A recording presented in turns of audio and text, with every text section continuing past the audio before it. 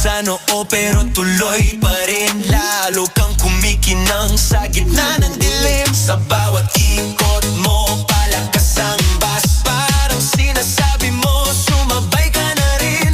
Lumapit ka pa, wag nang umatras. Sa sayaw ng gabi, ikaw ang lakas. Kapag hawak mo ang tutok sa kamay, lahat sumusunod sa galaw mong tunay.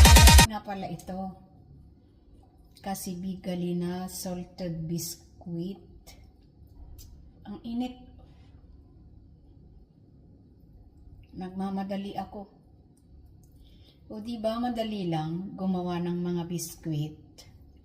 So ganyan lang gumawa. Ayan. Wow. Ang init. Ang sarap. Salted biscuits ito.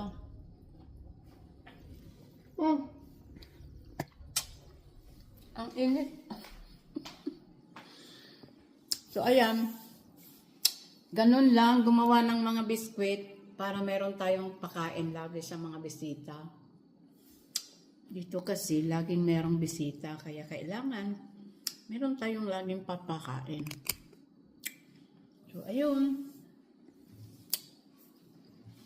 Bye-bye. See you later.